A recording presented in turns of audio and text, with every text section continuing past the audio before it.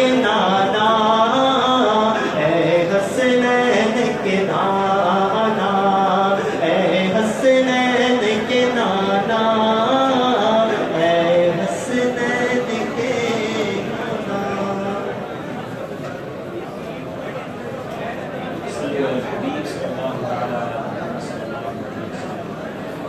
مجھے اندازہ ہے آپ کی محبتوں کا. جن اسلامی بھائیوں کو جگہ نہیں ملی، اب تو دعوت اسلامی والے ویسے بھی دری پہ بیٹھ کے بیان سننے والے ہیں، تو جہاں جگہ ملے وہی بیٹھتے ہیں. ماشاءاللہ ہم تو زمین پر بیٹھ کر اجتماع کرنے والے، مہمانوں کو کرسیوں پہ بیٹھنے دیں، اپنی اپنی چادریں بچھائیں اور بیٹھ جائیں جہاں جگہ مل رہی ہے. اور جن کو ہال میں جگہ نہیں ملی، میں نے نیت کی ہے انشاءاللہ یہاں سے فارغ ہو کے انشاءاللہ اپنے تمام اسلامی بھائیوں سے ملاقات کے لیے فیضان مدینہ بھی جاؤں گا انشاءاللہ. اگر آپ چاہیں یہاں جگہ نہیں ملتی، اپنے آپ کو کمفرٹیبل فیل نہیں کرتے، تو آپ فیضان مدینہ پہنچیں. میں انشاءاللہ اس اجتماع سے فارغ ہو کر وہاں جاؤں گا. دوسرا ہال بھی ہے تو وہاں بھی بیٹھ سکتے ہیں. اور کوشش کریں کہ کھڑے رہیں گے تو تھک جائیں گے نا. ماشاءاللہ جو کوریڈور بیچ میں ہے، جو جگہ ہے، گلیاں ہیں، وہی بیٹھتے جائیں. سارے اسلام میں جس کو جہاں جگہ ملتی ہے بیٹھتے جائیں انشاءاللہ. اللہ کرے کہ منا جائیں، وہاں کی زمین پر بھی بیٹھے ہیں، عرفات کی زمین پر بھی بیٹھے ہیں، مزدلفہ میں بھی پتھروں پر بیٹھیں گے انشاءاللہ. تو یہ پریکٹس ہو رہی ہے ہماری، ٹینشن نہیں ہے انشاءاللہ. جس کو جہاں جگہ ملے وہ بیٹھتے جائیں انشاءاللہ. الحمدللہ رب العالمین والصلاة والسلام علی سید المرسلین. اما بعد فاعوذ باللہ من الشیطان الرجیم. بسم اللہ الرحمن الرحیم. پڑھیے الصلاۃ والسلام علیک یا رسول اللہ وعلی آلک واصحابک یا حبیب اللہ. الصلاۃ والسلام علیک یا نبی اللہ وعلی آلک واصحابک یا نور اللہ. ایک اور مشورہ دوں گا کہ جو کئی سفید داڑھی والے ہمارے بزرگ کھڑے ہوئے نظر آ رہے ہیں، جو میرے نوجوان اسلامی بھائی ہیں، دعوت اسلامی والے ہیں، یہ تو ایثار کا موقع ہے. جو اپنے اوپر کسی اور کو ترجیح دے، حدیث پاک کے مضمون کے مطابق اللہ تعالیٰ اس کی مغفرت فرما دے. جنت کمانے کا موقع ہے. ذمہ داران اسلامی بھائی اتر کے نیچے بیٹھ جائیں. ہماری جگہ کوئی بیٹھ جائے گا، کیا پتا اس کا بیٹھنا ہی ہماری مغفرت کا ذریعہ بن جائے. یہ نیکی کمانے کا موقع ہے. ہمارے کئی ایسے اسلامی بھائی ہوں گے جو پہلی بار ہمارے اجتماع میں آئے ہوں گے، تو ہمیں تو انہیں ویلکم کرنا چاہیے اور اپنی جگہ بٹھانا چاہیے. ماشاءاللہ نیچے جگہ ہے، جس کو جہاں جگہ ملے بیٹھتے جائیں. میری دعا ہے یا اللہ جو زمین پر بیٹھے اسے 80 سال حج کی سعادت عطا فرما. کرسیوں پر بیٹھنے والوں کو بھی محروم نہ کیجیے، اور وہی نہ سمجھیں کہ ہمیں محروم ہو گئے. لیکن ایثار کرنے کا ثواب آپ کو ملے گا ماشاءاللہ. بیٹھ جائیں گے تو میں بیان شروع کر دوں گا، کیونکہ کیمرہ مینز وغیرہ کو بھی تکلیف ہو رہی ہے. جس کو جہاں جگہ ملے ماشاءاللہ بیٹھ جائیں. جو بالخصوص بڑی عمر کے ہمارے بزرگ ہیں، اگر آپ کو کھڑے ہوئے نظر آتے ہیں، آپ خود کھڑے ہو کر ان کو اپنی جگہ بٹھائیں، ان کی دعائیں لیں. یہ ہمارے والد کی جگہ ہیں، ہمارے بزرگ ہیں، اور یہ ہمیں زندگی کے دوسرے معاملات میں بھی یہ ایکسپیریمنٹ کرنا چاہیے اور ان کا ادب کرنا چاہیے. ماشاءاللہ ماشاءاللہ. بیٹھ جائیں تو پھر میں بیان شروع کر دیتا ہوں. مجھے بتایا گیا ہے کہ خصوصی ہمارے پیارے پیارے اسلامی بھائی آئے ہیں، تو ان سب کو بھی میں مرحبا کہتا ہوں، ان کو ویلکم کرتا ہوں. اللہ پاک آپ سب کا یہاں پر جمع ہونا اپنی بارگاہ میں قبول فرمائے. آپ سب کو مرحبا کہیں. بیٹھ جائیں، سارے اسلامی بیٹھ جائیں. تو ہم بیان شروع کریں. آپ بالکل کیمرہ کے آگے ہیں، تو یہ خاص طور پر یہ جو لائن ہے نا، یہ کھڑی نہیں ہوگی کیونکہ آپ کے پیچھے کیمرہ ہے اور یہ مدنی چینل کے لیے ریکارڈنگ ہو رہی ہے. اگر آپ چاہتے ہیں کہ گلزار طیبہ کا یہ سرگودا کا اجتماع مدنی چینل پر چلے تو آپ کو یہ ہمارے ساتھ تعاون کرنا ہوگا. الحمدللہ رب العالمین والصلاة والسلام علی سید المرسلین. اما بعد فاعوذ باللہ من الشیطان الرجیم. بسم اللہ الرحمن الرحیم. پڑھیے الصلاۃ والسلام علیک یا رسول اللہ وعلی آلک واصحابک یا حبیب اللہ. الصلاۃ والسلام علیک یا نبی اللہ وعلی آلک واصحابک یا نور اللہ. اسلامی بھائیوں اور مدنی چینل کے ناظرین، اللہ کی رحمت سے آج 30 رجب المرجب ہے رجب المرجب کی آخری رات ہے، اور ہم پاکستان کے مشہور و معروف شہر سرگودا، جس کو دعوت اسلامی کی مدنی اصطلاح میں ہم گلزار طیبہ کہتے ہیں، وہاں زندگی کے مختلف شعبوں سے تعلق رکھنے والے عاشقان رسول جمع ہیں۔ سنت و بڑے اجتماع کا سلسلہ ہے۔ اللہ کریم سے دعا ہے اللہ کریم ہم سب کا جمع ہونا اپنی بارگاہ میں قبول فرمائے۔ باہر بارش بھی ہو رہی ہے اور برستی بارش کے وقت دعا قبول ہوتی ہے۔ رب کریم سے دعا کرتے ہیں کہ یا اللہ ہم سب کی مغفرت فرما، ہم سب کے گناہوں کو معاف فرما، ہمارے ماں باپ کی مغفرت فرما۔ اے اللہ میرا جو بھائی آج جس مشکل میں ہے، تجھے برستی بارش کا، رجب کی یہ آخری بارش ہے، اے اللہ یہ تمام حاضرین میں ہم میں جو بھی پریشان ہے، جو سوشل میڈیا پہ ہمارے ساتھ ہیں، اللہ ان سب کی تمام پریشانیوں کو دور فرما، آمین بجاہ النبی الامین۔ بیان سے پہلے کچھ اچھی نیتیں کر لیتے ہیں۔ پیارے آقا علیہ الصلوۃ والسلام کا فرمان عالی شان ہے، نیت المؤمن خیر من عملی، مومن کی نیت اس کے عمل سے بہتر ہوتی ہے۔ سب سے پہلے نیت کرتے ہیں کہ اللہ عز و جل کی رضا پانے، ثواب کمانے کے لیے اول تا آخر بیان میں شرکت کروں گا، ادھر ادھر دیکھنے سے بچتے ہوئے، بات چیت کرنے سے بچتے ہوئے، اور بالخصوص موبائل فون کے استعمال سے بچ کر بیان سنوں گا۔ آپ نے بہت سارے کلپس بنا لیے ہوں گے، اب موبائل جیب میں رکھ لیں، یہ ریکارڈنگ ہو رہی ہے، انشاءاللہ آپ کو بعد میں جب کہ چینل پر آن ایئر ہوگا تو آپ کے کام آ جائے گی، ورنہ آپ موبائل پر ویڈیو بناتے رہے تو آپ کی توجہ بیان کی طرف نہیں رہے گی، اور آس پاس والے بھی ڈسٹرب ہوتے رہیں گے۔ پلیز اپنے موبائل ایک بار نکال کر چیک کر لیں سائلنٹ ہے کہ نہیں، ورنہ دوران بیان بچتا ہے، اس میں بھی ساری توجہ ڈسٹرب ہو جاتی ہے۔ ایک اور احتیاط کیا کریں کہ مسجد میں جائیں، اجتماع میں جائیں، محفل میں جائیں، اپنے موبائل کو سائلنٹ رکھیں۔ بلکہ میں تو ایک مشورہ دوں گا، آپ موبائل کی ٹیون ہی ایسی رکھیں کہ وہ آپ کو کبھی شرمندہ نہ کرے۔ کبھی کبھی ایسی ٹیون بجتی ہے کہ بندہ حیران ہو جاتا ہے، حلیہ ایسا اور ٹیون ایسی۔ مسلمان کے موبائل کی ٹیون میں گانے ہوں گے کیا؟ مسلمان کی موبائل کی ٹیون میں ایسے میوزیکل ٹیون ہوگی؟ سادی سی ٹیون رکھ لیجیے، کم آواز والی ہو، ایک بیپ کے بعد بند ہو جائے۔ میں اپنی پریکٹس اچھی نیت سے بتاتا ہوں، اول میں تو سائلنٹ ہی رکھتا ہوں، لیکن جب بیل رکھنی بھی ہو تو بڑی آسان سی رنگ ٹون ہے جس میں صرف ٹیلی فون کی گھنٹی بجتی ہے، اور اس میں بھی آپ اگر 1 بیپ رکھیں، یعنی ایک بار بجنے کے بعد وہ بند ہو جائے، تو کبھی زندگی میں آپ بھول بھی گئے بند کرنا، تو مسجد میں نماز میں وہ ایک ہی بار بجے گا، اس کے بعد کسی کو ڈسٹرب نہیں کرے گا۔ لیکن کبھی کبھی تو ایسا ہوتا ہے کہ جماعت ہو رہی ہوتی ہے اور معاذ اللہ ثم معاذ اللہ مسجد میں گانا بج رہا ہوتا ہے۔ یہ وہ شیطان کی سازش ہے کہ آپ سے کوئی کہے کہ جناب آپ کی مسجد میں آنا ہے اور مجھے آ کر میوزک بجانا ہے، تو آپ اس کو شاید مارنا شروع کر دیں کہ بے شرم، اللہ کے گھر میں میوزک۔ مگر آج یہی مسلمان اپنے جیب میں موبائل لے کر میوزک بجا رہا ہے۔ آپ مسجد کی بات کرتے ہیں، طواف خانہ کعبہ کے دوران میوزیکل ٹیون بجتی ہے، وہاں ایک گناہ 1,00,000 گناہ کے برابر۔ اور وہ جگہ کہ جہاں آوازیں پست کرنے کا حکم ہے کہ کہیں تمہارے اعمال برباد نہ ہو جائیں، مدینہ منورہ روضہ رسول کے سامنے بھی ایسے ایسے بدقسمت ہیں، ایسے ایسے بے وقوف ہیں کہ موبائل فون وہاں لے کر جاتے ہیں اور اس میں میوزیکل ٹیون بج رہی ہوتی ہے۔ جیسے جی چاہے جہاں میں گھوم پھر، جیسے جی چاہے جہاں میں گھوم پھر، پر یہ مدینہ ہے یہاں آہستہ چل، سنبھل کے زائروں قدم رکھنا شہر مدینہ میں، کہیں ایسا نہ ہو سارا سفر بیکار ہو جائے۔ تو یہ مقامات ادب کے مقامات ہیں، اللہ کے گھر میں جا کر بے ادبی۔ تو یہ کیا پرابلم ہے کہ اگر آپ سارا سال سارا ٹائم تو گانے والے ٹیون رکھیں کہ مسجد میں جا کر میوٹ کر دوں گا، ایسی چیز ہمیں چاہیے ہی کیوں جو ہمارے لیے گناہ کا باعث ہو۔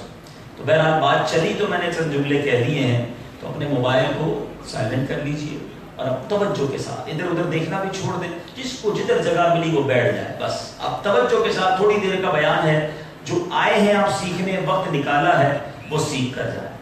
آج میں بہت عرصے کے بعد گلزار طیبہ سرگودا آیا ہوں، بڑی محبتیں پہلے بھی ملی تھیں اور آج بھی ماشاءاللہ آپ سب نے جو پیار دیا، سارا دن میرا یہاں گزرا ہے۔ اس شہر کی ایک خاص بات مدنی چینل کے ناظرین کو بتاؤں کہ یہاں بہت ساری چیزوں کے ساتھ ساتھ یہ بڑا زرخیز علاقہ ہے، اور خاص طور پہ یہاں کا جو فروٹ ہے اور جو مالٹا جس کو کہتے ہیں وہ یہاں دنیا بھر میں ایکسپورٹ ہوتا ہے، بڑا مشہور ہے یہاں کا۔ تو آج جو حدیث پاک میں نے آپ کو سنانی ہے، ہم ساری دنیا کو سرگودا کے پھل کھلاتے ہیں، آؤ میں آپ کو جنت کے پھل کے بارے میں پلیز بیٹھ جائیں گے سارے اسلام میں، بیٹھ جائیں، اس طرح چلتے پھرتے رہے تو سب کی توجہ، جس کو جدھر جگہ ملے وہ بیٹھ جائیں۔ مولا کائنات مولا علی کرم اللہ تعالی وجہ الکریم فرماتے ہیں کہ اللہ تبارک و تعالیٰ نے ایک درخت جنت میں بنایا ہے، اس کے پھل جو ہیں وہ سیب سے بڑے ہیں اور انار سے چھوٹے ہیں، سافٹر دین بٹر، یعنی وہ مکھن سے زیادہ نرم ہیں اور شہد سے زیادہ میٹھے ہیں، اور ان پھلوں کی جو خوشبو ہے وہ مشک کی خوشبو سے بھی زیادہ بہتر ہے۔ اب اس خالی روایت کو پڑھے تو منہ میں پانی آ جاتا ہے کہ وہ کیسا پھل ہے کہ جس کا جناب ذائقہ جو ہے وہ نرم ہے، وہ مکھن سے زیادہ نرم ہے، خوشبو اس میں مشک سے بھی زیادہ بہتر ہے، سائز اس کا بتا دیا کہ وہ سیب سے بڑا ہے، انار سے چھوٹا ہے، اور جس درخت میں وہ پھل لگے ہوئے ہیں مولا علی فرماتے ہیں کہ وہ اس کی جو برانچز ہیں، اس کی جو شاخیں ہیں وہ موتیوں کی ہیں، اور اس کا جو تنا ہے وہ سونے کا ہے۔ اب آپ فرماتے ہیں کہ اس کے جو پتے ہیں، اس درخت کے جو پتے ہیں وہ پیلے کلر کے زرد رنگ کے جو ہیرے ہیں، جیمز ہیں، جو خوبصورت پتھر ہیں، اس کے پتے بنے ہوئے ہیں۔ کیسا خوبصورت درخت اور کیسا پیارا پھل۔ اب سنو اے عاشقان رسول، ملنا کس کا وہ پھل؟ مولا علی فرماتے ہیں کہ وہ شخص اس درخت کے، اس شاندار درخت کے پھلوں کا حقدار ہوگا جس نے دنیا میں کثرت سے درود پاک پڑھے ہوں۔ جب جنت کے پھل ملیں گے تو جنت میں جائیں گے بھی تو صحیح نا، جائیں گے تو پھل ملیں گے نا۔ تو مولا علی کرم اللہ تعالی وجہ الکریم ہمیں جنت میں جانے کا راستہ بتا رہے ہیں کہ درود پاک کثرت سے پڑھنا ہے۔ اللہ تعالیٰ مجھے اور آپ کو بلا حساب جنت میں داخلہ نصیب فرمائے۔ تو نیت کریں انشاءاللہ کثرت کے ساتھ درود پاک پڑھیں گے۔ اچھا، ایک اور خوبصورت بات، وہ عظیم آیت جو ساری دنیا میں پڑھی جاتی ہے، عاشقان رسول بہت توجہ کے ساتھ اس کو پڑھتے ہیں، اور اس آیت کی میں شاندار درود پاک کی ترغیب ہے جس کو آیت درود بھی کہا جاتا ہے۔ بسم اللہ الرحمن الرحیم، ان اللہ وملائکتہ یصلون علی النبی یا ایھا الذین آمنوا صلوا علیہ وسلموا تسلیما۔ مل کر درود پاک صلی اللہ علیہ النبی وآلہ صلی اللہ علیہ وسلم، صلاۃ و سلام علیک یا سیدی یا رسول اللہ۔ یہ عادت بنائیں، میں نے یہ پنجاب میں تھوڑا رواج کم دیکھا ہے، جب بھی آیت درود پڑھی جائے اس کے فوراً بعد درود پاک پڑھنا چاہیے، کیونکہ درود پڑھنے کا آرڈر ہے اس آیت میں۔ تو بہرحال میں عرض کر رہا تھا کہ جو آیت درود ہے نا، علماء فرماتے ہیں یہ آیت درود بھی شعبان المعظم میں نازل ہوئی ہے۔ تو کل سے مہینہ شروع ہو رہا ہے شعبان المعظم، یہ خاص درود پڑھنے کا مہینہ، اور عاشقان رسول کے لیے جھومنے کے لیے یہی کافی ہے کہ اس مبارک مہینے کے بارے میں میرے آقا فرماتے ہیں الشعبان الشہری، شعبان میرا مہینہ ہے، گویا آقا کا مہینہ کل سے آ رہا ہے، تو پھر کیوں نہ خوب درود پاک پڑھیں۔ ایک بار پھر محبت کے ساتھ درود پاک، صلو علی الحبیب صلی اللہ علیہ وسلم۔ آج جس موضوع پر میں نے کچھ مدنی پھول پیش کرنے ہیں وہ ایک ایسا موضوع ہے کہ اگر آج ہمارے معاشرے میں ایک بار پھر یہ عادت، یہ انداز واپس آ جائے جو اسلام کی خوشبو ہے، جو اسلام کا عطر اور اسلام کی اصل تصویر ہے، جو آج بہت دور دور تک نظر نہیں آتی، وہ عادت کیا ہے، وہ انداز کیا ہے؟ ایک پہلے میں آپ کو واقعہ سناتا ہوں۔ حضرت سیدنا شیخ ابو الحسن انطاکی رحمۃ اللہ تعالی علیہ، آپ کے پاس ایک بار بہت سے مہمان آئے، رات جب کھانے کا وقت آیا آپ کے پاس روٹیاں کم تھیں، اب مہمان زیادہ تھے، تو آپ نے کیا کیا کہ روٹیوں کے ٹکڑے کیے، وہ دسترخوان پر ڈال دیے اور وہاں سے چراغ کو اٹھا لیا، اندھیرا کر دیا، اور اب سب مہمان بیٹھے تو اندھیرا ہو چکا تھا۔ کچھ دیر کے بعد سب نے یہ سوچا کہ اب کھانا کھا چکے سارے، تو حضرت ابو الحسن انطاکی نے پھر چراغ واپس منگوایا کافی دیر ہو گئی یہ سب کھا چکے ہوں گے. جب دیکھا تو پتا چلا تمام روٹیوں کے ٹکڑے ویسے کے ویسے ہی پڑے ہوئے. ہر مہمان نے یہ سوچا کہ میں نہ کھاؤں میرا بھائی کھا لے. ہر شخص کی یہ تمنا تھی. اس نے دیکھ لیا تھا کہ روٹی تھوڑی ہے, بندے زیادہ ہیں, اندھیرا تو ہو گیا ہے, چلو میں ویسے ہی ہاتھ چلاتا ہوں میرا دوسرا بھائی کھا لے. مگر اس دور میں یہ عالم تھا کہ کسی نے بھی نہیں کھایا, دسترخوان پر ویسے کے ویسے ٹکڑے پڑے ہوئے تھے. اے میرے پیچھے اسلامی بھائی, آج ہمارا حال کیا ہے؟ مذہبی اجتماع بھی ہو, کھانا شروع ہو تو لوگ سلام کرنا بھی بھول جاتے ہیں.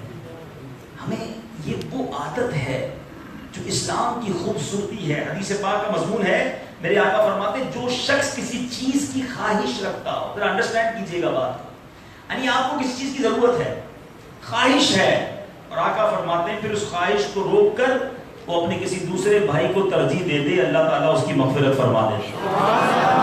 ابھی کتنی چھوٹی سی بات ہے, اگر آپ غور کریں, میں نے تھوڑی دیر پہلے ایک پریکٹس کروائی کہ کچھ اسلامی بھائیوں کو ذہن دیا کھڑے ہو جائیں. کرسی چھوڑ دیں, ضرورت آپ کو بھی ہے, لیکن اگر 1 گھنٹہ زمین پر بیٹھ کر جنت ملتی ہو تو سودا مہنگا نہیں ہے. اور یہ ہم روز کر سکتے ہیں. ہم یہ بخشش کا پروانہ روز ہی حاصل کر سکتے ہیں. گھر میں بیٹھ کر کھانا کھاتا ہی ہے نا, فیملی کے ساتھ, آفس پہ بیٹھ کر اپنے کولیگز کے ساتھ, اپنے ملازمین کے ساتھ, دوستوں کے ساتھ, ہم روزانہ پلاننگ کے ساتھ چاہیں تو ایثار کر سکتے ہیں کہ کھانا جیسے ہی دسترخوان پہ آیا میں تھوڑا سا اپنا ہاتھ روک لوں, بتاؤں نا کسی کو کہ میرے دوسرے بھائی کھا لیں, پہلے یہ نکال لیں, میری بھی خواہش ہے تو اگر یہ پہلے کھا لیں. پانی کا اگر ایک ہی گلاس ہے, ایک ہی جگ ہے, پانی بھر کے میں نے دوسرے بھائی کو پیش کر دیا, تھوڑی دیر کے بعد مجھے بھی مل جانا ہے, لیکن اس کے دل میں خوشی بھی داخل ہو گئی, میرا رب بھی راضی ہو گیا. اسی کو ایثار کہتے ہیں. ایثار جو ہے نا پیچھے اسلامی بھائیوں, یہ شریعت کو اتنا مطلوب ہے اور اتنا محمود ہے, اور ہمارے بزرگان دین کے اندر یہ اس طرح کوٹ کوٹ کر بھرا تھا کہ وہ اپنی چیزوں کو ایثار کیا کرتے تھے, دوسروں کا بھلا چاہتے تھے. مگر آج ایسا ماحول بن گیا ہے, ایک مائنڈ سیٹ بن گیا ہے, جناب میرا کام سیدھا ہو جائے, دوسرے کا بیڑا غرق ہوتا ہو تو ہو جائے, مجھے اس کی کوئی پرواہ نہیں ہے, بس مجھے بتاؤ میرا معاملہ سیدھا کیسے ہوگا. یہ اسلام نہیں, یہ اسلام کی تعلیمات نہیں. آپ نے حدیث سنی نا, حضرت عبداللہ ابن عمر رضی اللہ عنہ کے بارے میں آتا ہے, ایک بار بیمار ہو گئے.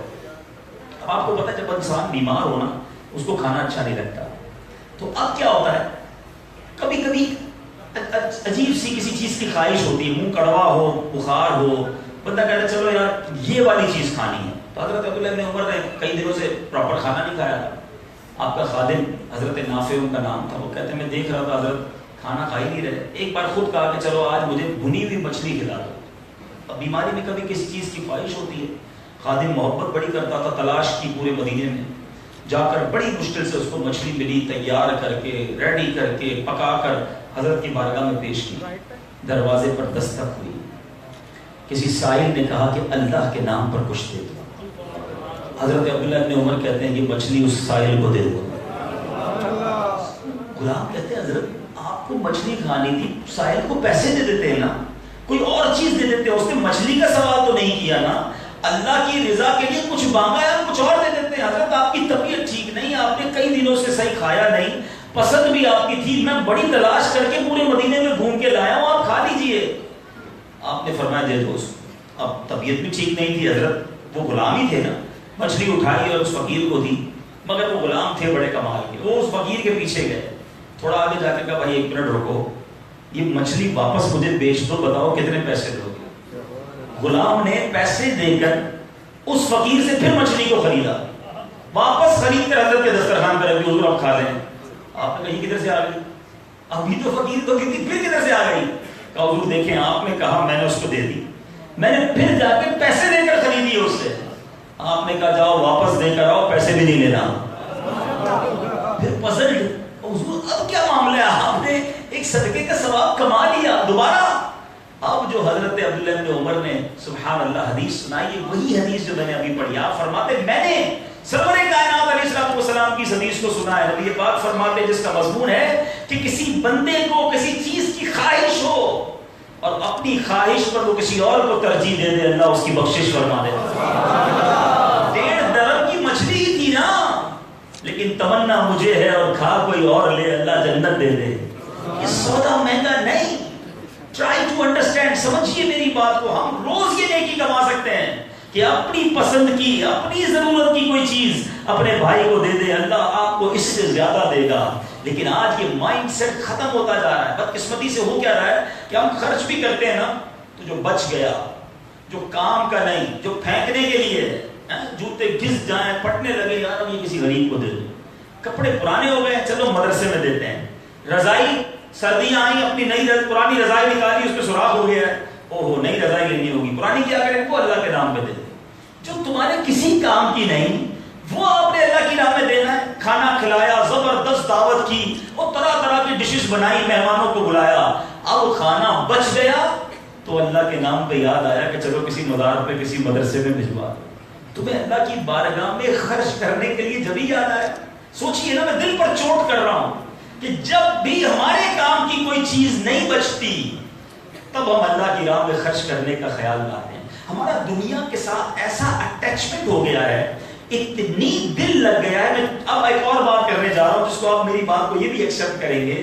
مثال کے طور پہ آپ جمعہ پڑھنے گئے مسجد میں, آپ کے سامنے ڈبہ آیا مسجد کا, جھولی آئی کہ جناب پیسے ڈالنے ہیں. آپ نے سوچا چلو یار آج سخاوت کے دریا بہا دے, 100 روپے دیتے ہیں, اللہ کرے 100 روپے دیتے ہوں, لیکن چلے آج سوچ لیا کہ 100 روپے دیتے ہیں. آپ نے پرس نکالا اپنا, اس پہ 200 روپے کے نوٹ ہیں, ایک نیا کڑک اور ایک پرانا.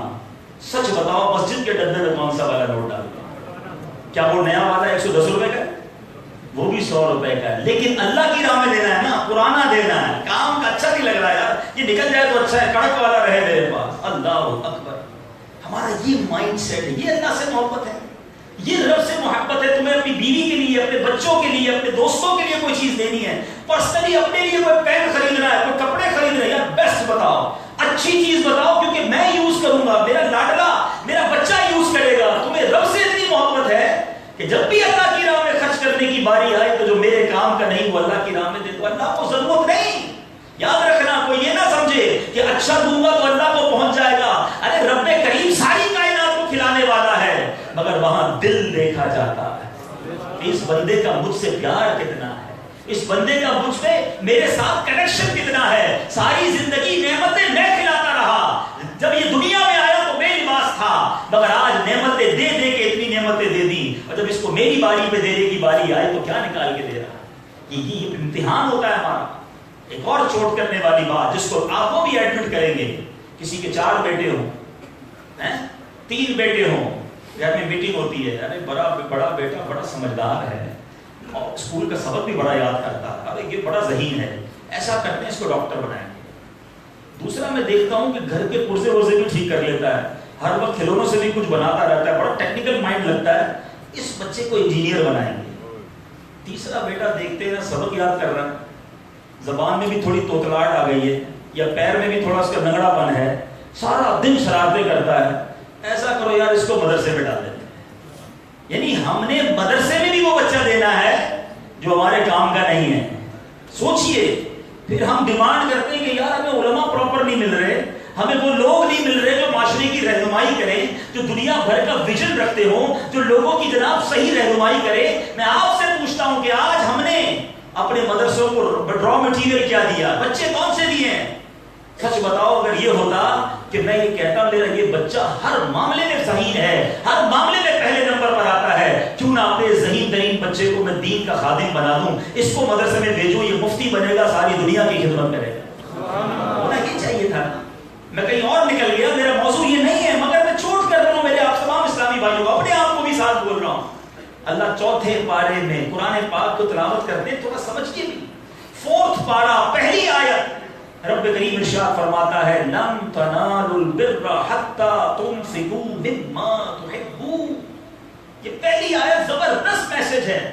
رب فرماتا ہے تم ہرگز بھلائی کو نہیں پہنچ سکتے, ہرگز بھلائی کو نہیں پہنچ سکتے جب تک اپنی پیاری چیز اللہ کی راہ میں خرچ نہ کرو.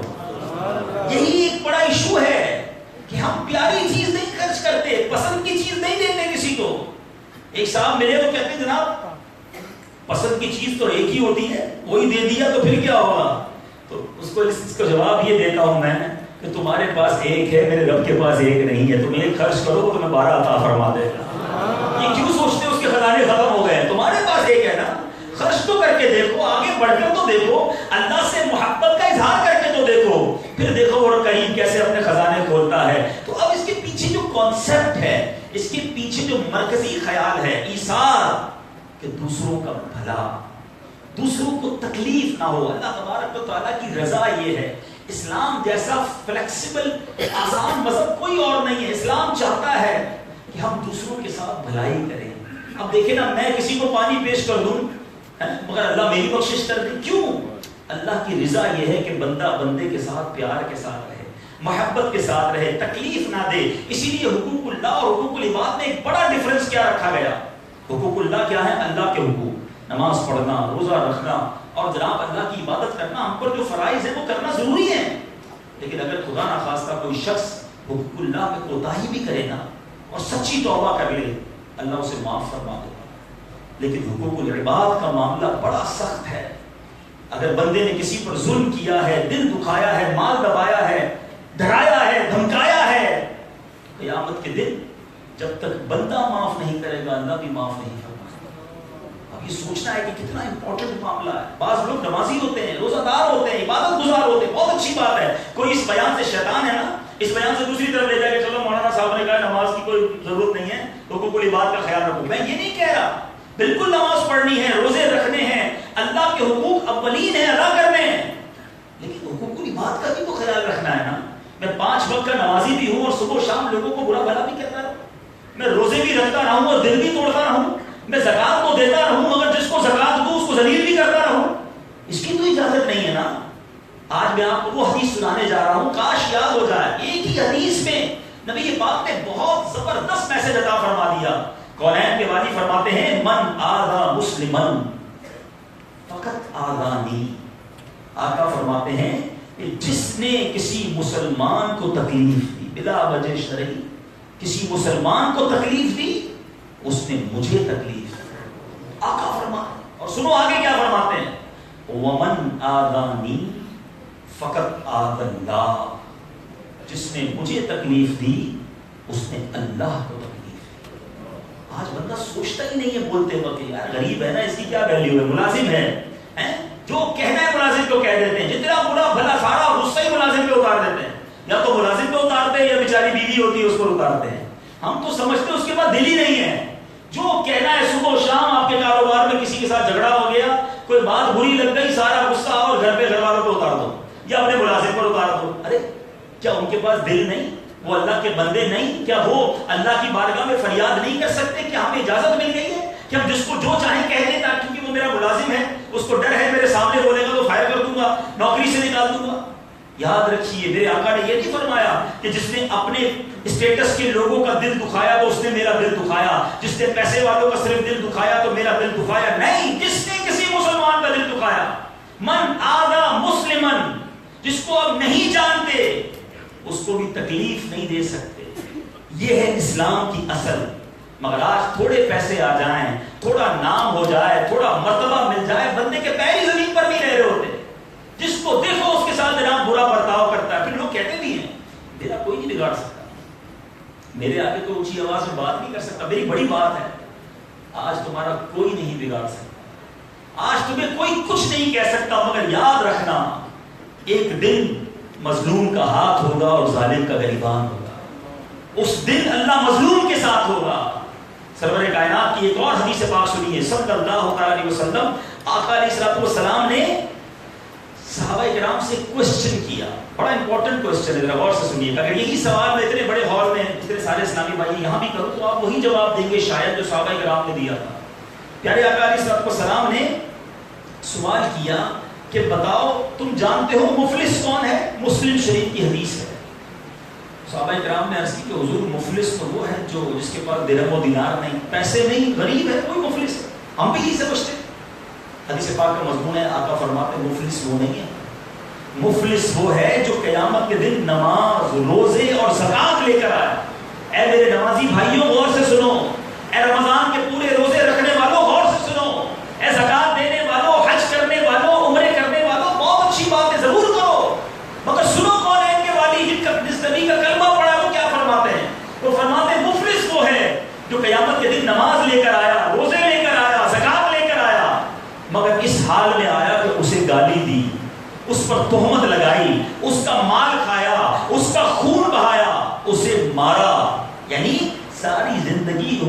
بعد پامال کر کے آئے, نمازیں ہیں, روزے ہیں, اب کیا ہوگا؟ اللہ تعالیٰ انصاف کرنے والا ہے, یاد رکھنا. اور رب کی بارگاہ میں کھڑے ہو جائیں گے. آج جو کہتے ہیں نا میرا ملازم, لوگ کہتے ہیں آنکھیں نیچی کر کے بات کرو, ایسے بات کیسے کر رہے ہو, آواز کم کرو, اتنا روب جھاڑتے ہیں بیچارے غریب پر. وہ غریب مسکین بیچارہ بجھا رہتا ہے, کر دو جو کرنا ہے. اس دن وہ اللہ کی بارگاہ میں کھڑا ہو جائے گا کہ مولا اس سے میرا حق دلا, اس نے کتنے لوگوں کے سامنے مجھے گالی دی تھی, اللہ اس نے مجھے ذلیل کیا تھا, اللہ اس نے میرا مال دبایا تھا, میری زمین پر قبضہ کیا تھا, میرا مکان اس نے نہیں چھوڑا تھا, اے اللہ میرے پیسے نکلتے تھے, کہتا تھا جو کرنا ہے کر لو, تیرے پیسے میں نہیں دیتا, تو میرا جو بگاڑ سکتا ہے بگاڑ دے. اے اللہ میں کمزور تھا, میں کچھ نہ کر سکا. یاد رکھو میرے آقا فرماتے ہیں وہ سارے مظلوم کھڑے ہو جائیں گے, اللہ سے عرض کریں گے یا اللہ میرا حق دلا دے. اے وہ لوگوں جو تنخواہیں پوری نہیں دیتے, اے وہ لوگوں جو مسلمانوں کا دل دکھاتے ہو, سنو. اب آقا فرماتے ہیں اللہ تعالیٰ اس بندے کی نیکیاں انہیں دے گا.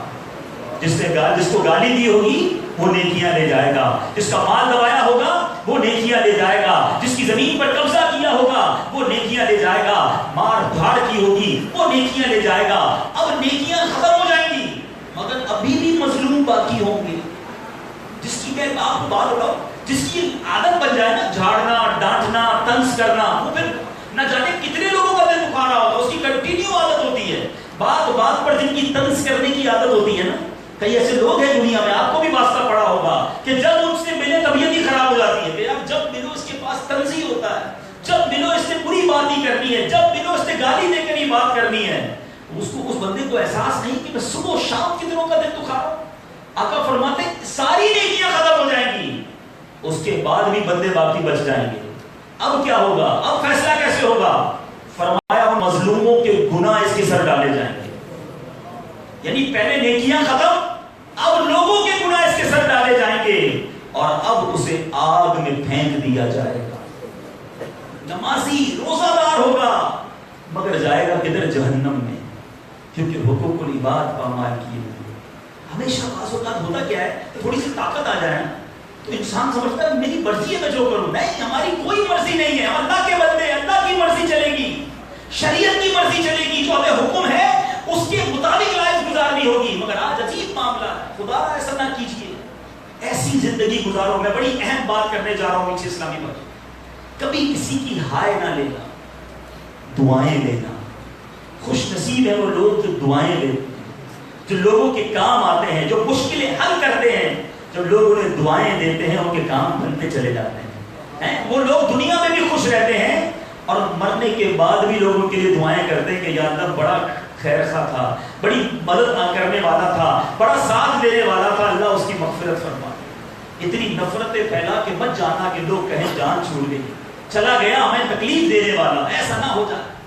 میں ایک واقعہ نہیں بھولتا, میں نے کتاب میں پڑھا, ایک کوتوال تھا, پولیس افسر کہہ لیں, ٹیکس وصول کرنے والا.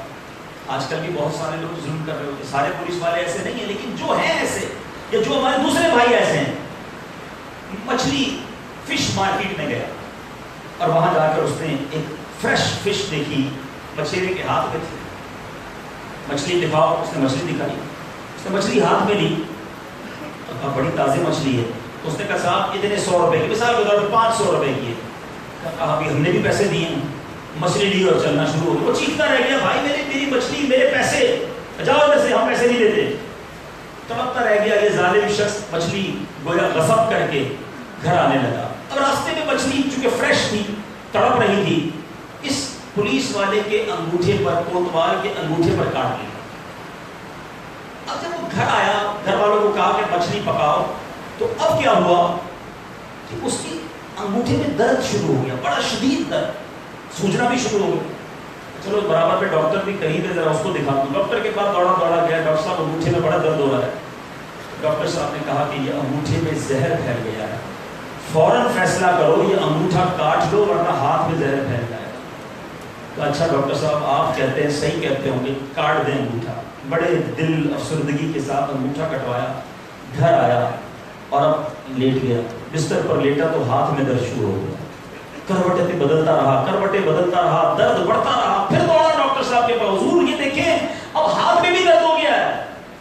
کہا یار تجربہ ناکام ہو گیا, تمہارے سے تھوڑی دیر ہو گئی، یہ ہتھیلی میں بھی زہر پھیل گیا، جلدی فیصلہ کرو، اسے کٹوا لو ورنہ یہ پورا بازو کاٹنا پڑے گا۔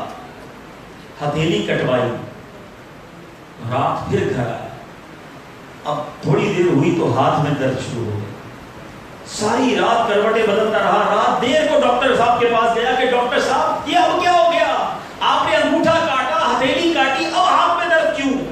ڈاکٹر کہتا ہے میری سائنس بھی ختم ہو گئی ہے، مجھے سمجھ نہیں آ رہا، تمہارا ہاتھ بھی کاٹنا پڑے گا۔ اب اس پولیس والے کا ایک دوست تھا، غور سے سنیے گا، پولیس والے کا دوست دیکھ رہا تھا کہ رات ہی رات میرے دوست نے انگوٹھا بھی کٹوایا، ہاتھ بھی کٹوایا، اب یہ کیا ہو رہا ہے؟ یار ادھر آؤ، کیا مسئلہ ہے؟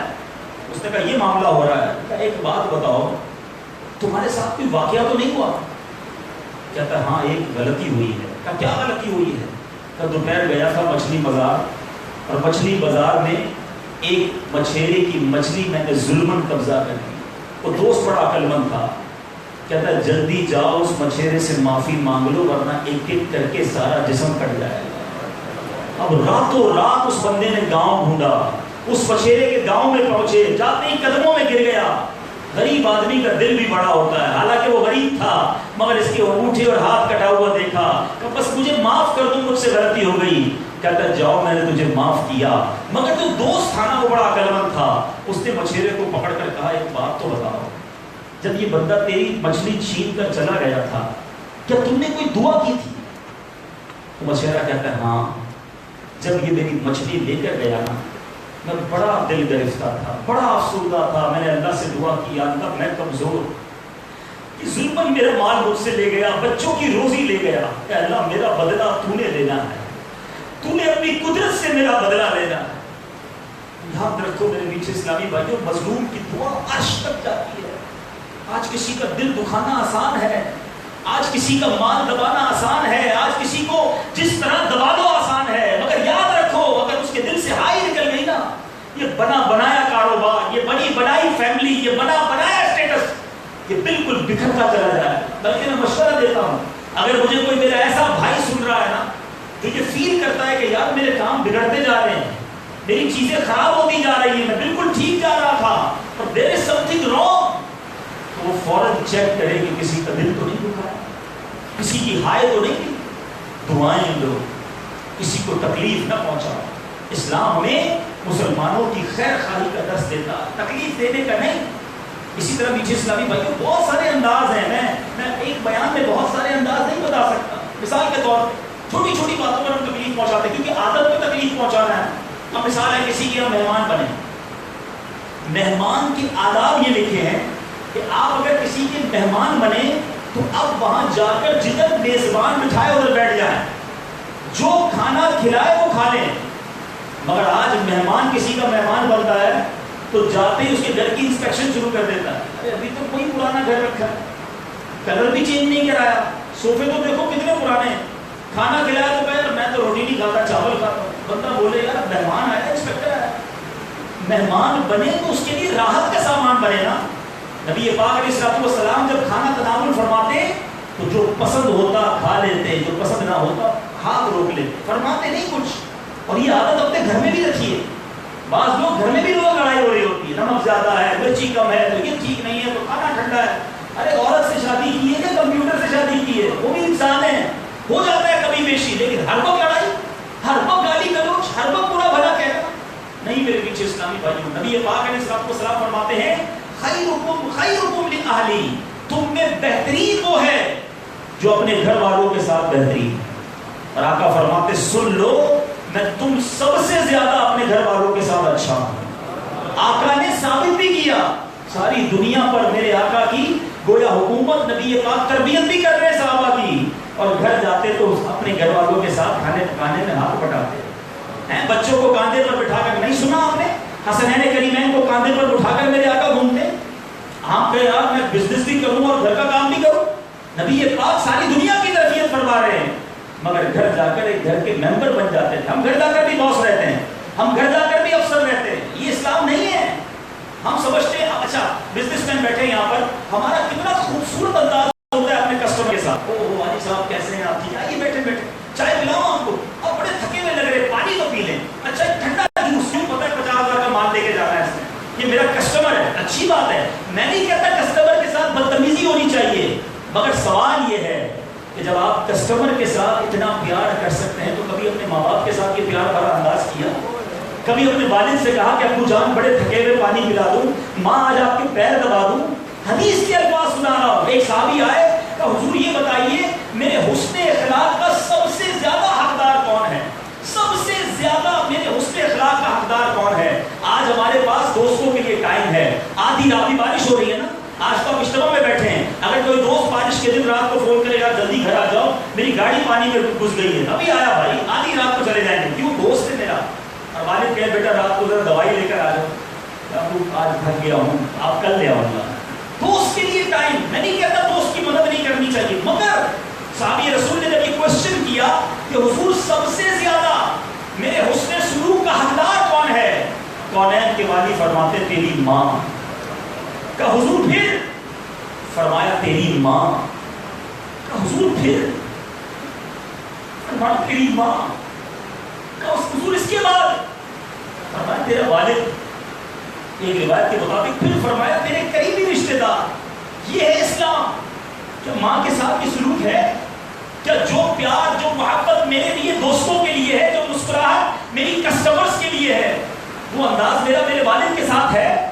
کیا میری بیوی میرے بچوں کے ساتھ ہے؟ ارے گھر میں جاتے ہیں تو بچے سہم جاتے ہیں، بیوی کو ٹینشن لگ جاتی ہے کہ کھانا تیار کرو ورنہ خیر نہیں ہے. وہ انسان نہیں ہے. ابھی رمضان آنا ہے، ایسا لگتا ہے روزے رکھ کے احسان کرتے ہیں لوگ، افطاری میں یہ کیوں نہیں پکایا، شربت ٹھنڈا کیوں نہیں ہے، اتنی تاخیر کیوں ہو گئی؟ کیا اس اللہ کی بندی نے روزہ نہیں رکھا؟ قیامت کے دن اگر اللہ کی بارگاہ میں وہ کھڑی ہو گئی، آج تو میں کچھ نہیں کہہ سکتی کیونکہ بیچاری نے شادی کی ہوئی ہے، لوگ مارتے ہیں اپنی بیوی کو. خدا آپ اسلام کی اصل پکچر تو سمجھیے نا. اسلام اخلاق کا درس دیتا ہے، اسلام نرمی کا درس دیتا ہے، اسلام محبت کا درس دیتا ہے. اینڈ فرسٹ آف آل سب سے زیادہ حق ہے ہمارے گھر والوں کا، ہماری فیملی کا. ہم ساری دنیا کے اندر بڑے اسمائلی فیس، بڑے خوش اخلاق مشہور ہوتے ہیں، ارے یار کیا بندہ ہے، جب جاؤ محبت سے ملتا ہے. مگر یہی محبت سے ملنے والا جب گھر جاتا ہے تو شیر بفر بن جاتا ہے، سارے گھر والے ٹینشن میں آ جاتے ہیں. اگر آپ کو میری بات سمجھ نہیں آ رہی نا تو ایک ایکسپیریمنٹ کیجئے گا، آج ہی کر لیجئے گا، چلیں اندازہ ہو جائے گا. اپنے آپ سے ایک سوال کر لیتے ہیں کہ جب بھی میں گھر کے اندر داخل ہوتا ہوں، گھر والوں کے چہروں پر سکون آ جاتا ہے، مسکراہٹ آتی ہے، یا گھر کے اندر ایمرجنسی نافذ ہو جاتی ہے؟ جو مسکرا رہے ہوتے ہیں ان کی مسکراہٹ بھی چلی جاتی ہے، ان کو ڈر لگتا ہے ان کے سامنے کدھر مسکرائیں گے. وہ والد سوچے کہ جب والد گھر میں جائے اور بچے آواز لگائیں جلدی سو جاؤ ابو آ گئے، وہ ابو ہے انسپیکٹر ہے. اور کچھ والد خوش نصیب ہیں کہ جب وہ گھر میں جاتے ہیں تو بچے دوڑتے ہوئے آتے ہیں کہ ابو آ گئے. اب اس والد کے لیے کتنا آسان ہے بچوں کی ٹریننگ کرنا، کیونکہ بچے اس کی پیار کرتے ہیں نا، اس کے قریب آ کے بیٹھیں گے، وہ نماز پڑھنے کا کہے گا، وہ جھوٹ سے بچنے کا کہے گا، ماں باپ کے ادب کا سمجھائے گا، بچے مانیں گے. لیکن ہم نے تو روب رکھنا ہے نا گھر میں. یہ پتہ نہیں کہاں سے سیکھ کے آئے کہ نہیں جناب گھر میں روب ہونا چاہیے. گھر میں روب نہیں ہونا چاہیے، گھر میں پیار ہونا چاہیے.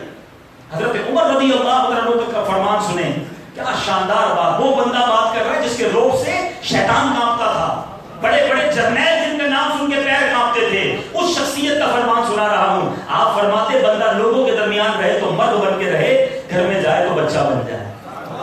یہ ہے فیملی میٹر اسلام کا، یہ ہے اخلاق کریمہ جو ہمیں اسلام سکھا رہا ہے.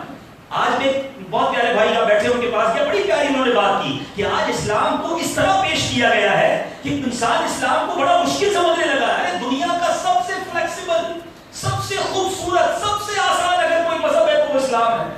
ہمیں تو مسکرانے پر بھی ثواب دیا گیا، مسکراتے جاؤ، حدیث پاک میں یہ صدقہ ہے، مگر نہیں مسکراتے.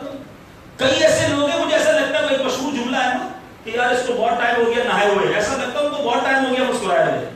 مسکراتے ہی نہیں. ارے مسکرائیے، پیارے آقا کی سنت ہے.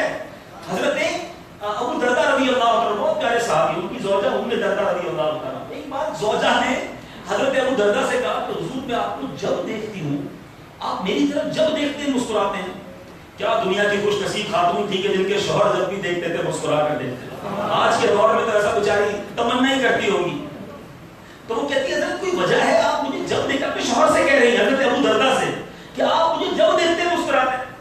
حضرت ابو دردہ نے کہا بات یہ ہے کہ میں نے اپنے آقا کو جب بھی دیکھا ہے، نبی پاک نے جب مجھ سے بات کی ہے مسکرا کر ہی بات، جس کی تسکین سے روتے ہوئے ہنس پڑے. جس کی تسکی سے روتے ہوئے ہنس پڑے اس تبسم کی عادت پہ نہ نہیں اندر ایسا لگتا ہے سختی بھر گئی ہے. خدا نکالیے اس کو. ہم تکلیف پہنچانے نہیں آئے, ہم راحتیں دینے آئے ہیں, ہم محبتیں پھیلانے آئے ہیں.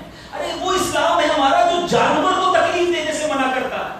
نبی پاک علیہ السلام ایک بار وضو فرما رہے تھے, برتن سامنے تھا, ایک بلی آ گئی.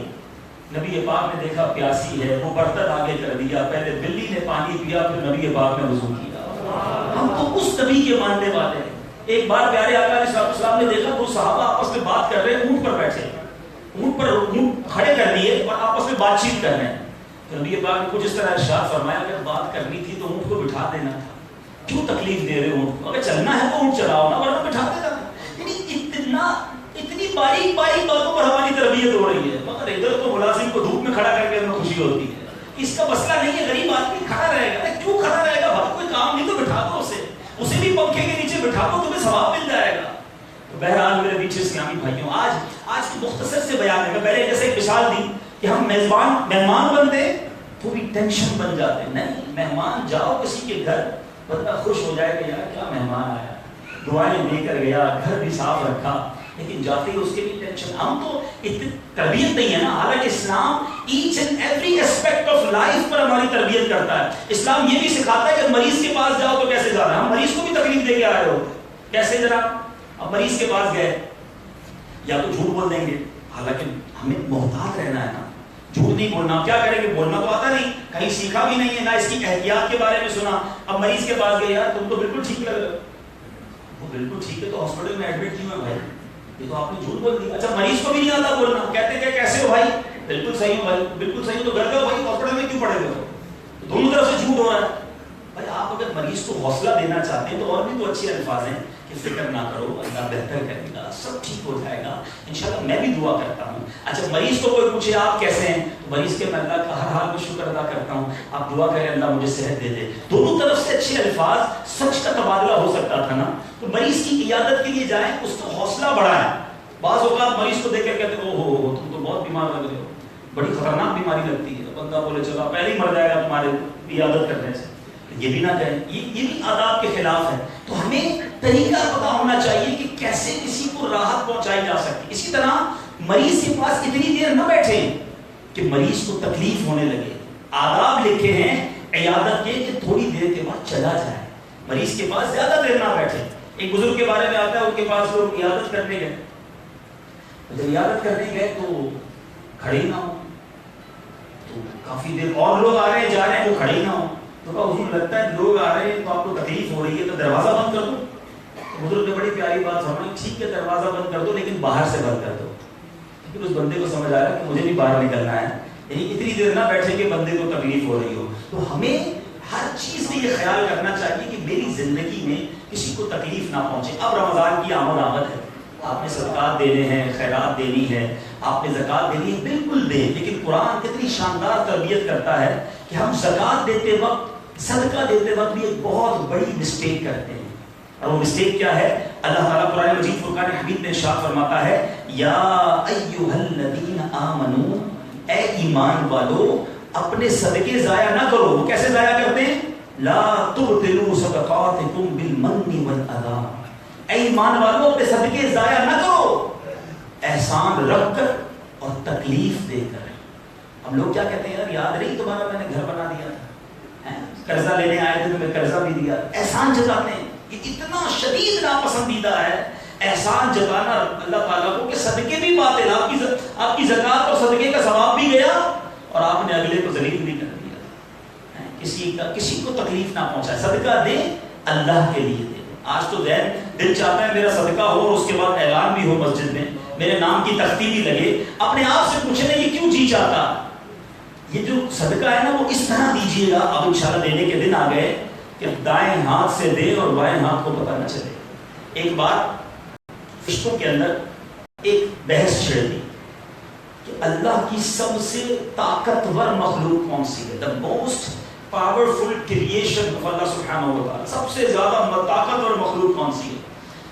تو ایک فرشتے نے کہا جناب پہاڑ جو ہے نا وہ اللہ کی بڑی طاقتور مخلوق ہے, کیونکہ پہاڑ جو ہے وہ بالکل اسٹرانگ, زمین پہ گڑے ہوئے ہیں, दूसरा फरिश्ता कहता है नहीं लोहा, क्योंकि लोहा तो पहाड़ को काट देता है। तीसरे ने कहा नहीं आग, आग तो लोहे को भी पिघला देती है। चौथे फरिश्ते ने कहा नहीं पानी, पानी तो आग को भी बुझा देता है। छठे फरिश्ते ने कहा नहीं हवा है, हवा पानी को भी ले जाती है। अब फरिश्तों में बहस शुरू हो गई कि सबसे ज्यादा ताकतवर मखलूक कौन सी है। फरिश्तों ने अल्लाह से अर्ज किया अल्लाह तू इरशाद फरमा दे तेरी सबसे ताकतवर मखलूक कौन सी है। अल्लाह फरमाता है मेरा वो बंदा जो दाएं हाथ से सदका करे उसके बाएं हाथ को पता ना हो। ये है काम, मर्द वाला काम। मतलब कहते हैं ना काम चैलेंजिंग करो, ये चैलेंजिंग काम है। नहीं, पेट में दर्द शुरू हो जाता है, इधर सदका दिया इधर फिक्र शुरू हो गई, बताऊं कैसे, किसी ना किसी बहाने से ही बता दूं ये मस्जिद अल्हम्दुलिल्लाह मैंने बनाई है, अल्लाह का शुक्र है गरीबों की शादियां करता हूं, अल्लाह का शुक्र है बस जनाब हमारी तरफ से हर रमजान में राशन जाता है। हमारा काम है ना, हम लोग जो काजरान मदरस वाले रोज ही मिल रहे होते हैं, हमें रोज एक्सपीरियंस होता है। 5-10 मिनट के लिए बैठ जाओ किसी के साथ, वो 10 मिनट में 10 साल की नेकियां गिनवा देता है। हम ये भी करते हैं वो भी करते हैं। किसने पूछा आपसे, क्यों बता रहे हैं आप हमें? अल्लाह के लिए किया, अल्लाह से अजर लीजिए ना। लेकिन हमारी आदत बन गई है अब तो पहले तो था नेकी कर दरिया में डाल, अब नेकी कर फेसबुक पे डाल। अब तो हर चीज हमने जनाब पहले तस्वीर बनानी है, देखिए ये गरीब को पैसे दे रहा हूँ। अब तो लगता है चंदा भी मस्जिद में देते वक्त जो है ना उसकी कोई तस्वीर खींच के उसको शेयर कर देंगे कि आज वहां बदौलत ने 10 रुपए मस्जिद के डब्बे में डाले। इतना जहन बन चुका। अल्लाह के लिए कहां से हुआ ये काम? अपने आप से पूछिए ना। एक तो सदका कीजिए, कोई भी नेकी कीजिए, अल्लाह के लिए कीजिए। और फिर जो तकलीफ वाला मैटर है वो बड़ा खतरनाक है कि लोग जताते हैं मैंने इसको हज कराया है, इसको उम्रा कराया है। अच्छा, एक बहुत बारीक सी बात है, अल्लाह करे आप समझ जाए, हमारे अस्लाफ का तरीका था कि वो एक तो होता है कि जताना, ये भी दिल आजारी है, सदके को बातिल करता है। एक इसके बदले दूसरा काम क्या करते हैं जो जताते नहीं है कि कम से कम इसका बदला तो मिले ना, इसको घर दिलाया है तो मेरी इज्जत तो करे ना, मेरे लिए दुआ तो करे, मैंने नौकरी दिलाई है मुझे रोज सलाम तो करे ना। जो सलाम नहीं करते कहते बड़ा अजीब आदमी है, नौकरी दिलाई और अब सलाम भी नहीं करता। तो क्या सलाम लेने के लिए नौकरी दिलाई थी? हैं? अब आपने घर इसलिए दिलाया था कि अपने घर में ही आपकी दावत भी करे। ऐसा माइंडसेट होता है। किसी को उम्रे पे भेजे ना हज पे, तो कहते हैं देखो मेरे नाम को उम्रा करना है आपने, हर चक्कर पर मेरे लिए दुआ करनी है। इसका मतलब क्या है? अपने आप से पूछिए, बारीक शैतान का वार है। इसका मतलब मैंने पैसे दिए हैं तो ये मेरे लिए मजा के दुआ करे, ना करे दुआ। अल्लाह जानता है मैंने दिए हैं, हर हर कदम पर रब मुझे नेकी अता फरमाए। मैं क्यों बंदों से चाहता हूं? हजरत उम्मे सलमा रज़ियल्लाहु ताला अन्हा, बीबी आयशा सिद्दीका रज़ियल्लाहु ताला अन्हा, ये दोनों उम्महातुल मोमिनीन हैं। देखो क्या शानदार माइंडसेट था। जब किसी गरीब को, किसी फकीर को अतिया भिजवाती, अपने गुलाम को देती कि जाओ फकीर को पैसे देकर आओ, कहती दुआ ना करवाना हमारे लिए, और अगर वो कोई दुआ कर देना तो वो दुआ नोट करके लाना। सुनिएगा जरा, यानी वो क्या होता, गुलाम जाता फकीर को पैसे देता और फकीर को दुआ करता कि अल्लाह आपकी खैर करे, आपके बच्चों की खैर करे, जो भी दुआ करे ना वो लिख कर लाना। वो गुलाम आके कहता बाजी मैंने हुजूर मैंने आपके कहने पर पैसे दिए और या सैयदी वो उन्होंने आपके लिए ये दुआएं की हैं। तो उम्मुल मोमिनीन हाथ उठाती और जो उस फकीर ने दुआएं की होती ना, आप उस फकीर के लिए दुआएं करती और फरमाती दुआ का बदला दुआ हो जाए, सदके का बदला अल्लाह से लेंगे। ये वो माइंडसेट है जो रिक्वायर्ड है। मगर आज तो बस बंदा कहता है मैंने नेकी की है, किसी तरह जनाब पूरे शहर को पता चलना चाहिए। ऐसा ना करें, ये हम तकलीफ भी देते हैं और सदका भी जाया करते हैं। और अब आखिरी बातें तो बहुत सारी हैं, बहुत सारे तरीके जिनसे हम तकलीफ पहुंचा रहे होते हैं और बाज़ औक़ात तवज्जो भी नहीं होती। लेकिन अब जो आखिरी बात करनी है वो ये है कि जो मज़ाक के जरिए, जोक्स के जरिए तकलीफ पहुंचाई जा रही है, जो फैमिली जो दोस्तों की गैदरिंग होती है ना, बेचारे किसी का कद छोटा है उसका नाम छोटू रख दिया है, किसी की सेहत ज्यादा है उसको मोटू कह दिया, जिसका रंग बेचारे का काला है उसको कालू कह दिया, जिसकी जबान कुतलाती है अब उसी अंदाज में तोतला कर उसके सामने गुफ्तगू करते हैं ताकि उसका मजाक उड़ाया जाए। फिर कहते नहीं यार ये दोस्त है, हंसता है, उससे पूछो वो सिर्फ बेचारा चेहरे पर मुस्कुराहट है, दिल उसका छलनी हो जाता है। आज किसी का नाम रख दिया जाता है, किसी की दोस्तों में किया जाता है, कुर्सी पे बैठते बैठते कुर्सी खींच दी, अब वो गिर गया तो वो तो हंसेगा, लेकिन क्या उसको अच्छा लगा? यही काम आपके साथ होता तो किसी के कपड़ों पर दाग लगा दिया, किसी की गाड़ी की चाबी छुपा दी, ये अप्रैल फूल के नाम पर तो तूफान बदतमीजी मचाया जाता है कि तुम्हारी माँ का एक्सीडेंट हो गया है। ऐसा भी हुआ कि झूठी खबर दी मजाक के अंदर, माँ को तो कुछ नहीं हुआ, बेटा स्पीड में गया उसका एक्सीडेंट हो गया। अल्लाह को जवाब नहीं देना, جھوٹ بول کر مذاق کرنا، دل آزاری کر کے مذاق کرنا. یاد رکھیے مذاق اور مزاح میں فرق ہے. مزاح یہ نبی پاک علیہ السلام کی سیرت کا حصہ ہے. مزاح کیا ہے؟ آپ کو ایسی بات کریں آپ بھی خوش ہو جائیں میں بھی خوش ہو جاؤں. یہ حرج نہیں ہے. جس کو کہیں کہ حلال چیز ہو، جائز، سچ ہو، تو اس میں حرج نہیں ہے. پیارے آقا علیہ السلام کی بارگاہ میں خاتون حاضرین کا حضور مجھے اونٹ عطا فرمائیے. آپ نے فرمایا میں تو اونٹنی کا بچہ دوں گا. کہتے حضور اونٹنی کے بچے پہ میں کیسے بیٹھوں گی؟ نبی پاک نے فرمایا ہر اونٹ کسی کا بچہ ہی ہوتا ہے. آپ دیکھیں نا، آپ بھی مسکرائے ہیں. آقا نے یہ بات کی کس لیے؟ مسکراہٹ ہو گئی. ایک صحابیہ آئیں، پیارے آقا نے فرمایا کہ اس نے کہا حضور میرے شوہر، ان کی شوہر کا تذکرہ ہوا. تو کہا وہی تمہارا شوہر ہے جس کی آنکھوں میں سفیدی ہے؟ حضور میرے شوہر کی آنکھوں میں تو سفیدی نہیں. نبی پاک نے فرمایا اللہ کی قسم اس کی آنکھوں میں سفیدی ہے. پیارے آقا نے فرمایا سفیدی ہے. عورت کہتی ہے اللہ کی قسم سفیدی نہیں ہے. پیارے آقا نے فرمایا کس کی آنکھیں ہیں جس میں سفیدی نہیں ہے؟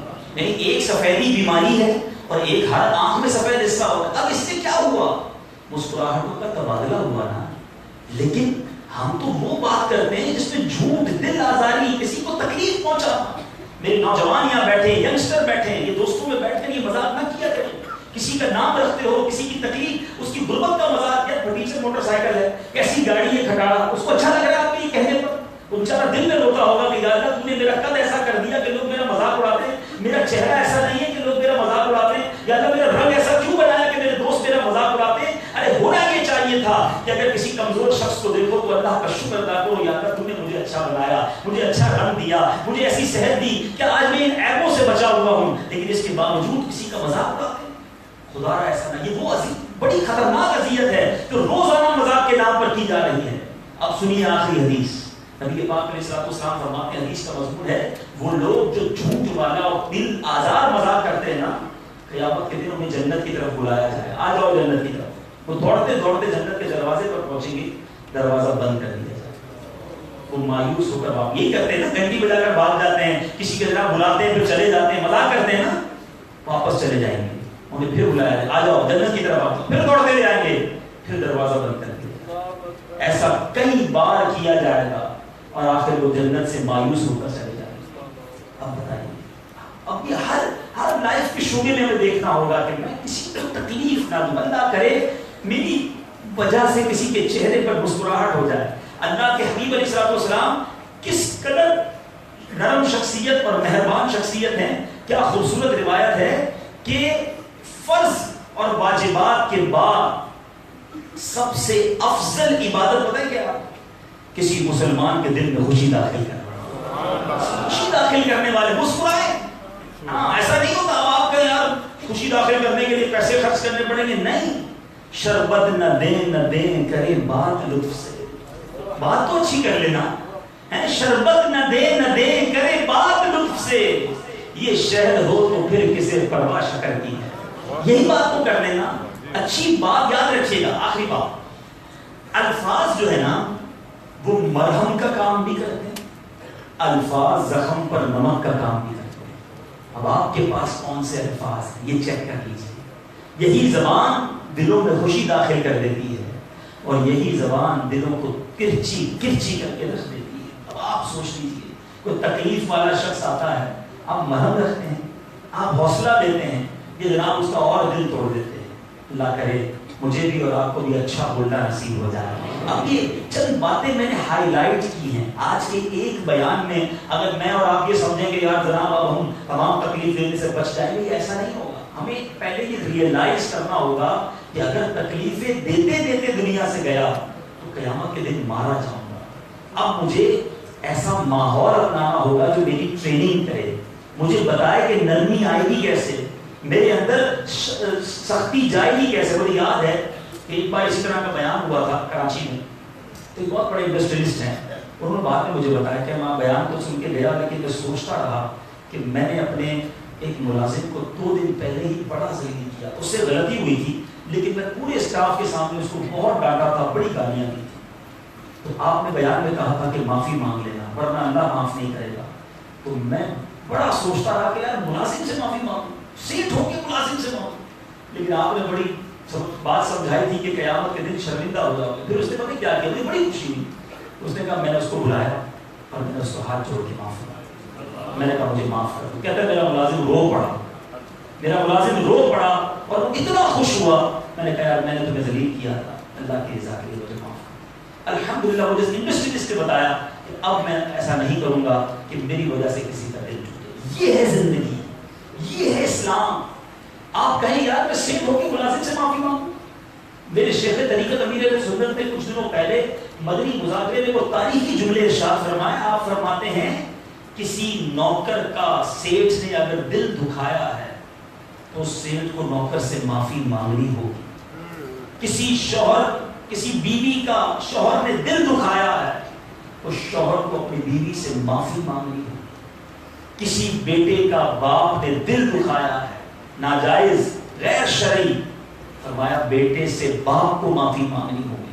اور سنو آگے, آپ فرماتے ہیں کسی پیر نے اپنے مرید کا دل دکھایا ہے تو پیر کو مرید سے معافی مانگنی ہوگی. اب آپ کہیں یار یہ کیوں, آپ پیر مرید اور باپ بیٹے کے بارے میں سوچ رہے ہیں؟ نبی پاک اعلان فرماتے تھے کسی کا مجھ پر کوئی حق آتا ہے تو لے لو, اگر کوئی بدلہ لینا ہے تو بدلہ لے لو. ارے وہ آقا ہیں, ساری امت ان کی غلام ہے. جب وہ یہ فرمائے تو میری اور آپ کی کیا حیثیت ہے؟ آج مانگ لو معافی, کوئی بات نہیں. اگر بچوں کی امی کو روز ڈانٹتے ہیں, جھڑکتے ہیں, برا بھلا کہتے ہیں, گالیاں نکالتے ہیں, اللہ کی بندی سے پر مانگ لو معافی, کوئی بات نہیں. خوشی ہونا ہے. اس نے تھوڑی کوئی پوسٹر لگانے کے میرے شوہر نے معافی مانگی ہے, لیکن وہ راضی ہو گئی تو اب اللہ بھی راضی ہو جائے. آپ نے کسی نوکر کا دل دکھایا ہے, آپ نے کسی ملازم کا دل دکھایا ہے, آپ نے کسی رشتہ دار کا دل دکھایا, اللہ کے لیے معافی مانگو. آج معافی مانگ لو, کل جواب نہیں دے سکو گے. ہماری میمنی زبان میں ایک بڑا پیارا جملہ ہے, جو نمیوں وہ اللہ کی گمیوں, جو جھک جاتا ہے وہ اللہ کو پسند آ جاتا ہے. ہاں معافی مانگنے میں نہیں عزت جاتی. یاد رکھنا, بندہ کہتا ہے میں معافی مانگوں میری عزت چلی جائے گی. نہیں, حدیث پاک کا مضمون ہے, میرے آقا فرماتے ہیں اللہ کی قسم کھا کر کہتا ہوں معافی مانگنے سے عزت نہیں جاتی, عزت کم نہیں ہوگی, عزت بڑھے گی آپ کی. تو اب آج پکی نیت ہو گئی, ویسے بھی مبارک گھڑیاں اللہ اکبر شب برات آ رہی ہے, اس میں تو ویسے بھی وہ نہیں بخشا جائے گا حدیثوں کے مضمون کے مطابق جو قطع تعلق کرنے والا ہے, رشتہ داریاں کاٹنے والا ہے. چھوٹی چھوٹی بات پر رشتہ داریاں کاٹ کے لوگ بیٹھے. ہم کہا چاچا کے یہاں نہیں جاتے, کیوں نہیں جاتے؟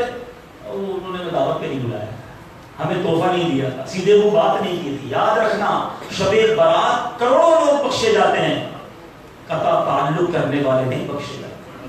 تو بس آج یہ پکی سچی نیت کر کے جانا ہے کہ میں انشاءاللہ اپنی زندگی میں اب کسی کو تکلیف نہیں پہنچاؤں گا. مجھے تکلیف کسی نے پہنچا بھی دی نا, میں اس کو جواب میں تکلیف نہیں پہنچاؤں. آقا علیہ السلام نے پتھر کھائے ہیں, یہ آپ نے سنا ہے, وہی پتھر اٹھا کر مگر مارے نہیں ہیں.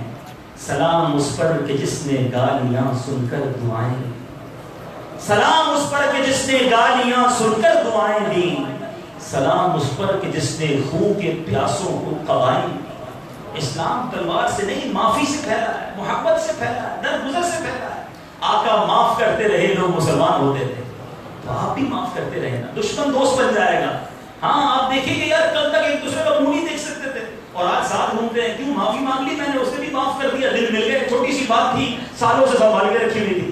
تو انشاءاللہ دل بڑا کر کے چلیں, تھوڑی لائف ہے, خوش رہے, دوسروں کو بھی خوش رکھیں. اور یہی الحمدللہ اسلام کا میسج ہے. آج کے اس اجتماع میں چند مدنی پھول پیش کیے ہیں, اللہ کرے دل لو کر جائے میری بات. اور یہی دعوت اسلامی اللہ کی رحمت سے ساری دنیا میں پھیلا رہی ہے. محبت کا, پیار کا, عشق رسول کا, حقوق و لباس کا درس ہے. آپ بھی دعوت اسلامی کے دست و بازو بنیے, دعوت اسلامی کے اجتماعات میں شرکت کیجیے. آج بڑی تعداد میں آپ آئے ہیں, مگر ایسا نہ ہو کہ میں چلا جاؤں آپ بھی چلے جائیں, ایسا نہیں ہونا چاہیے. اب آئے ہیں, امید ہے کچھ سیکھا ہوگا, کچھ احساس ہوا ہوگا, 1 گھنٹہ آپ نے دیا, کچھ چیزیں سمجھ آئی ہیں, تو کیوں نہ یہ رابطہ جاری رہے, یہ کنیکشن مضبوط رہے. تو ہر جمعرات کو مغرب کے بعد دعوت اسلامی کے مدنی مرکز فیضان مدینہ سرگودہ گلزار طیبہ میں ہفتہ وار اجتماع ہوتا ہے. 1-1.5 گھنٹے کا اجتماع ہوتا ہے. وہاں بھی اس طرح کی پیاری پیاری باتیں. اچھا جمعرات کی رات تو ہے بھی مراد کی رات, برکتوں والی رات, اور ماشاءاللہ اب جو جمعرات آئے گی وہ شعبان کی جمعرات ہوگی. تو اب شعبان پھر رمضان, تو انشاءاللہ ایک نیت سارے کر لو کہ شعبان اور رمضان کی ساری جمعراتیں دعوت اسلامی کے اجتماع میں جائیں گے انشاءاللہ. پھر دیکھیں انشاءاللہ کیسی برکتیں ملتی ہیں. اللہ تعالیٰ مجھے اور آپ کو عمل کرنے کی توفیق عطا فرمائے. ایک بات آخر میں یہ بھی کرتی ہے, چونکہ شعبان اور پھر رمضان, تو دعوت اسلامی جو تبلیغ قرآن و سنت کی غیر سیاسی عالمگیر تحریک ہے اور ساری دنیا میں سنتوں کا پیغام پہنچا رہی ہے، اور اتنا بڑا نیٹ ورک ہے کہ 2-3 باتیں یہ عرض کر سکوں گا. آپ نے بہت بڑے بڑے مدرسے دیکھے ہوں گے مگر شاید 2700 طلباء اس مدرسے میں نہ دیکھے ہوں گے، مگر دعوت اسلامی کے 2700 سے زیادہ مدرسے ہیں. اللہ کی رحمت سے ہمارے 2700 سے زیادہ مدرسۃ المدینہ ہیں جس میں حفظ و ناظرہ قرآن پاک کی مفت تعلیم دی جاتی ہے، اور اس میں 1.25 لاکھ سے زیادہ مدنی منع اور مدنی منیاں قرآن پاک کی مفت تعلیم حاصل کر رہے ہیں. اور ان مدرسوں کی کارکردگی کیا ہے؟ اب تک ان مدرسوں سے 74,000 کے قریب حافظ قرآن بن چکے ہیں. 74,000 کہنا آسان ہے، 74,000 کے قریب حافظ قرآن بن چکے ہیں. 2 لاکھ کے قریب مدنی منع ناظرہ قرآن پاک ختم کر چکے ہیں. یہ میں نے 100 شعبہ جات میں سے ایک شعبہ بتایا، اور آپ سوچ لیجئے کہ 2700 مدرسے چلانے کے لیے کتنا بڑا نیٹ ورک چاہیے گا، کتنے قاری صاحب رکھنے پڑیں گے. دوسرا دعوت اسلامی کا بڑا پیارا شعبہ ہے جس میں عالم بنایا جاتا ہے، اور وہ دارالعلوم جس کو ہم کہتے ہیں. آپ کا کسی عالم صاحب سے اگر رابطہ ہو تو کبھی پوچھیے گا کہ حضور ایک دارالعلوم چلانا کتنا آسان ہے، کتنا مشکل ہے، تو آپ کو بتائیں گے نہیں بھائی دارالعلوم چلانا آسان نہیں ہے، بچوں کو کھلانا بھی پڑتا ہے، اساتذہ کی تنخواہ بھی ہے، یوٹیلیٹی بل بھی ہے. دعوت اسلامی کے 550 سے زیادہ دارالعلوم موجود ہیں ملک اور بیرون ملک. طلباء کتنے ہیں؟ 44,000، 44,000 سے زیادہ طلباء موجود ہیں. اب یہ 2 شعبے ہو گئے. تیسرا دعوت اسلامی کا شعبہ وہ ہے جو آپ ہر گھر میں دیکھ رہے ہیں اور برکتیں لوٹ رہے ہیں، اور وہ مدنی چینل ہے. آج تک بچپن میں جملہ سنتے تھے ٹی وی دیکھو گے تو بگڑ جاؤ گے.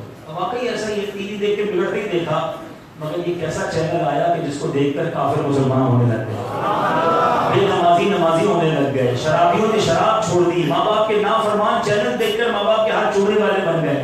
بے پردہ اسلامی بہنوں نے پردہ اپنانا شروع کر دیا، ریولوشن انقلاب لانا شروع کر دیا. اور نہ صرف پاکستان بلکہ دنیا کے کئی ملکوں میں چینل دیکھا جا رہا ہے، اور ہر طرف کوئی اور سنتوں کی بہار ہے. 1 منٹ بھی کوئی میوزک نہیں ہے، کوئی بے پردگی نہیں ہے. اردو پہ بس نہ کی دعوت اسلامی نے. ویسٹرن ورلڈ میں مغربی ممالک سے ڈیمانڈ آئی کہ ہمارے بچوں کو ہم کیسے چینل دکھائیں، آپ تو اردو میں بات کرتے ہیں، ہمارے بچوں کو انگریزی آتی ہے. دعوت اسلامی نے اس کا جواب کیا دیا؟